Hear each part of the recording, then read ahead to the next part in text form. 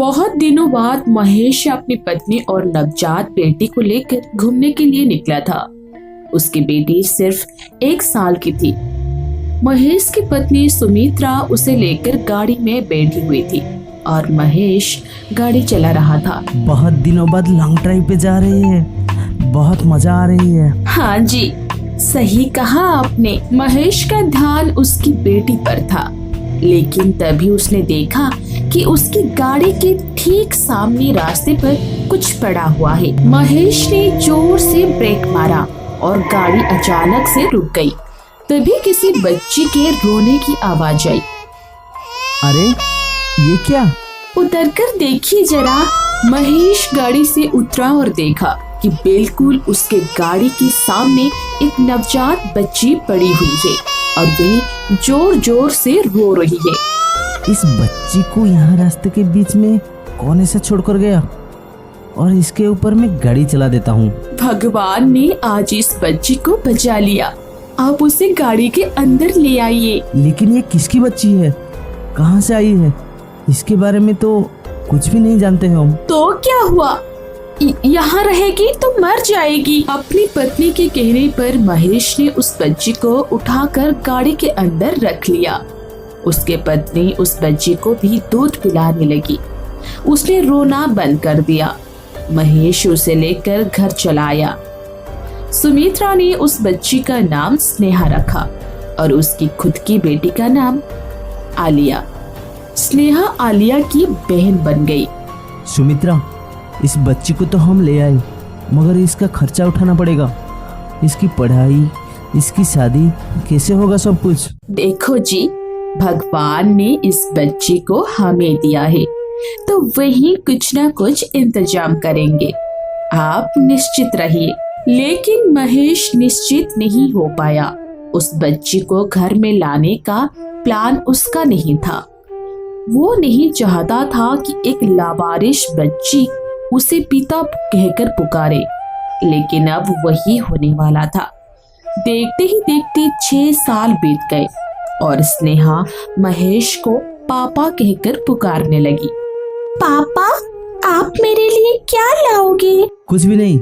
पैसा क्या पेड़ पे उगता है जो हो रोज कुछ ना कुछ ले आऊं? आप हमारी बेटी से ऐसे कैसे बात कर रहे हो? हाँ पापा, आप मुझसे तो अच्छे से बात करते हो, फिर स्नेहा से इतना बुरा बर्ताव क्यों करते हो? पापा मुझसे प्यार नहीं करते। पापा मुझसे प्यार नहीं करते। स्नेहा रोने लगी। सुमित्रा ने उसको शांत किया। स्नेहा को देखते ही महेश चिढ़ जाता था, लेकिन सुमित्रा की वजह से कुछ नहीं कह पाता था। आलिया और स्नेहा बड़ी होने लगी। दोनों एक ही स्कूल में भर्ती हो गए और ऐसे ही कुछ और साल बीत गए। आलिया 16 साल की हो गई और स्नेहा 15 साल की। एक दिन स्नेहा और आलिया रास्ते से स्कूल की ओर जा रही थी। रास्ते में कुछ लड़के भी खड़े हुए थे। वो लड़की स्नेहा और आलिया को देखकर टोंट मारने लगे। अरे वो जाने मन, कहाँ जा रही हो? हमारे पास आओ, हम छोड़ देते हैं। लेकिन उनमें एक लड़का था जो दिल का अच्छा था। उसका नाम था शिवम। शिवम ने बाकी दोनों को टोंट मारने से मना कर दिया। क्या कर रही हो तुम दोनों? ऐसा मत करो। क्या तेरा बहन लगती है क्या? अरे वो जाने मन, इधर तो आओ। इस बात से गुस्सा होकर स्नेहा ने उन दोनों लड़कों को थप्पड़ मार दिया। शर्म नहीं आती ऐसी किसी लड़की से बात करते हुए? इसके बाद ऐसा किया तो पापा को बोलकर पुलिस के हवाले कर दूंगी। स्नेहा और आलिया वहां से चली गई। थप्पड़ खाकर दोनों लड़की बहुत गुस्सा हो गई और मन ही मन बदला लेने के बारे में सोचने लगी। उधर अगले दिन शाम को महेश ऑफिस से घर लौटा। तभी स्नेहा भी स्कूल से घर लौटी थी। वो अपने कमरे के अंदर कपड़े बदल रही थी और महेश ने बाहर से वो देख लिया और वो मन ही मन सोचने लगा, अरे वाह, इसका फिगर तो मस्त है। ये तो मेरी खुद की भी बेटी नहीं है। कुछ तो फायदा हुआ इसे घर लाने का। महेश देखता ही रहा। इसके बाद से महेश हर रोज स्नेहा के कमरे में झांकने लगा और हर रोज स्नेहा को कपड़े बदलते हुए देखने लगा। कुछ दिनों बाद आलिया के बोर्ड एग्जाम्स खत्म हो गए थे, तो उसने अपनी माँ से कहा, माँ मुझे नानी के घर घूमने के लिए जाना है, मेरा बोर्ड एग्जाम भी खत्म हो गया है, मुझे ले चलो ना। लेकिन स्नेहा का एग्जाम तो अभी बाकी है, वो कैसे जाएगी? कोई बात नहीं माँ, आप दीदी को ले जाओ, मैं अगली बार चली जाऊंगी। मौका देखकर महेश ने कहा, हाँ सुमित्रा, तुम आलिया को लेकर मायके जाओ, 1 महीने आराम से रहो, मैं स्नेहा को संभाल लूंगा। सुमित्रा बहुत खुश हुई। उसने सोचा कि आखिरकार बाप और बेटी के बीच अच्छा संबंध बन रहा है। स्नेहा भी बहुत खुश हो गई अपने पिता से। अगले दिन सुबह सुबह सुमित्रा आलिया को लेकर मायके चली गई। उसके बाद स्नेहा नहाकर स्कूल जाने के लिए कपड़े बदलने लगी। उस स्कूल यूनिफॉर्म पहन ही रही थी कि तभी उसके पिता उसके कमरे में आ गए। वाह, तू तो बड़ी खूबसूरत है। इस मौके पर अपने पिता को देखकर स्नेहा घबरा गई।